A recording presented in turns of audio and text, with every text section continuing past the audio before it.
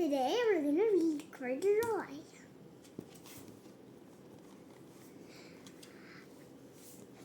Corduroy is a bear who once lived in the toy department of a big store. Day after day, he waited with all the other animals and dolls for somebody to come along and take him home.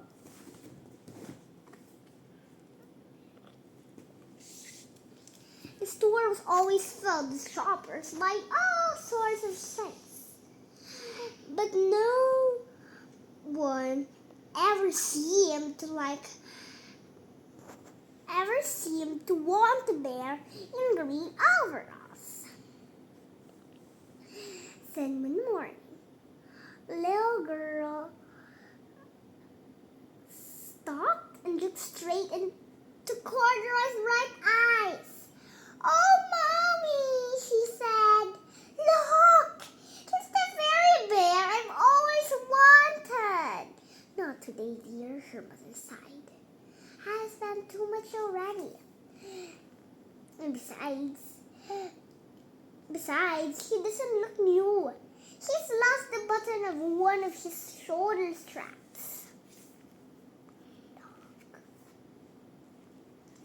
Corduroy watched them sadly as they walked away. "I didn't know I lost a button," he said to himself. "Tonight I'll go and see if I can find it."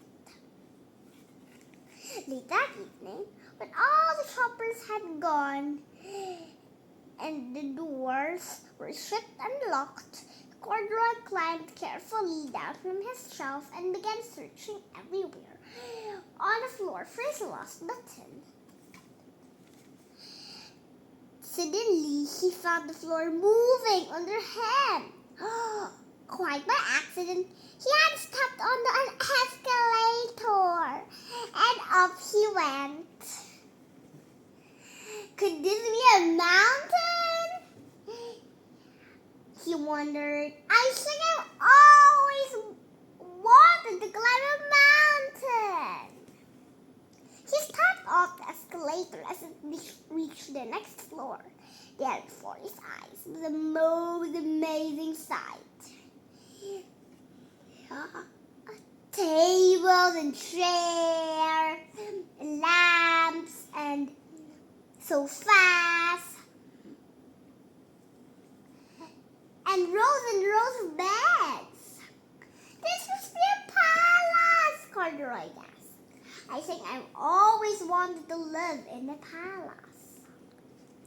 He wandered around admiring the furniture. "This must be a bed. I've always wanted to sleep in a bed." And up he crawled into a large thick mattress. All at once, he saw something small and round. "Why, here's my button! Why, here's my button!" he cried. And he tried to pick it up, but like the other buttons in the mattress, it was tied down tight. He yanked and pulled with both paws, and pop! Off came the button. And off the mattress, Corduroy toppled. Bang! Into a tall floor lamp. Over it fell with a crash. Corduroy didn't know it, but there was someone else awake in the store. The night watchman was going his rounds on the floor above. When he heard the crash, he came dashing down the escalator. "Now, who in the world did that?"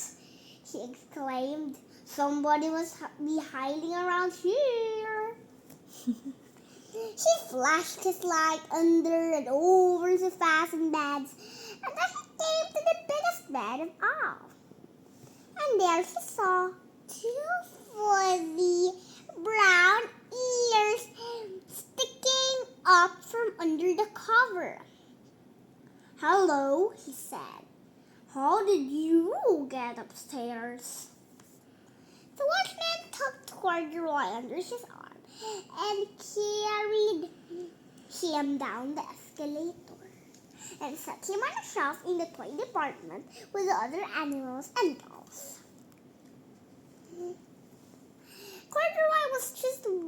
waking up when the first customers came into the store in the morning. And they're looking at him with a wide, warm smile. With the same little girl he'd seen only the day before. "I'm Lisa," she said, "and you're going to be my very own bear. Last night I counted what I saved in my piggy bank, and my mother said I could bring you home." "Shall I put him in the box for you?" the sales lady asked.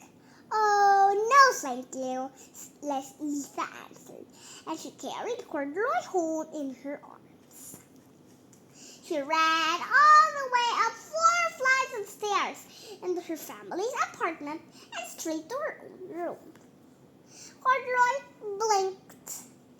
There was a chair and a chest of drawers, and alongside a girl-sized bed stood a little bed, just the right size for him.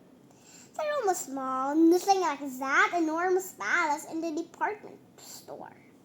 "This must be home," he said. "I know I've always wanted a home." Lisa sat down with Corduroy on her lap and began to sew a button on his overalls. "I like you the way you are," she said, "but you'll be more comfortable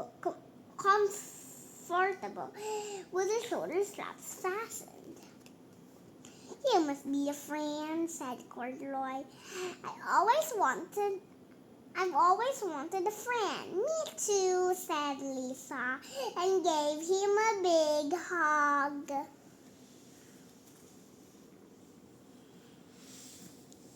Wonderful story, Here's my love. bears.